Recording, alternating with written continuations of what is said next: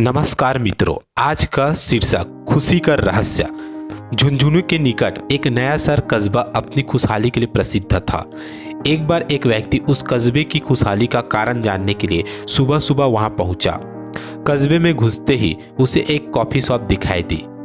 उसने मन ही मन सोचा कि मैं यहाँ बैठकर चुपचाप लोगों को देखता हूँ, और वह धीरे धीरे आगे बढ़ते हुए शॉप के अंदर लगी एक कुर्सी पर जाकर बैठ गया।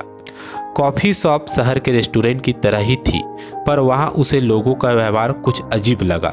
एक आदमी शॉप में आया और उसने 2 कॉफ़ी के पैसे देते हुए कहा, 2 कप कॉफ़ी, एक मेरे लिए और एक उस दीवार पर। व्यक्ति दीवार की तरफ देखने लगा, लेकिन उसे वहाँ कोई नजर नहीं आया। पर फिर भी उस आदमी को कॉफ़ी देने के बाद वेटर दीवार के पास गया और उस पर कागज का एक टुकड़ा चिपका दिया, जिस पर 1 कप कॉफी लिखा था। व्यक्ति समझ नहीं पाया कि आखिर माजरा क्या है। उसने सोचा कि कुछ देर और बैठता हूं और समझने की कोशिश करता हूं। थोड़ी देर बाद एक गरीब मजदूर वहां आया। उसके कपड़े फटे पुराने थे, पर फिर भी वह पुराने आत्मविश्वास के साथ शॉप में घुसा और आराम से एक कुर्सी पर बैठ गया।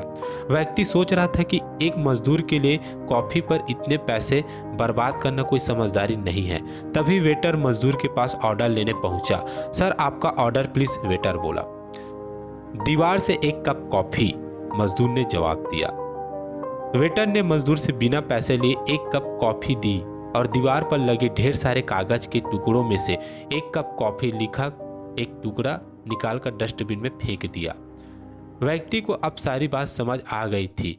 कस्बे के लोगों का जरूरतमंद के प्रति यह रवैया देखकर वह भाव विभोर हो गया। उसे लगा सचमुच लोगों ने मदद का कितना अच्छा तरीका निकाला है, जहां एक गरीब मजदूर भी बिना अपना आत्मसम्मान कम किए एक अच्छी सी कॉफी शॉप में खाने पीने का आनंद ले सकता है। अब वह कस्बे की खुशहाली का कारण जान चुका था और इन्हीं विचारों के साथ वापस अपने शहर लौट गया। तो इस कहानी का शिक्षा ये है कि हमें भी अपने जीवन में असहाय व्यक्ति की मदद जरूर करनी चाहिए, ताकि सभी खुशहाली से अपना जीवन व्यतीत कर सके। धन्यवाद।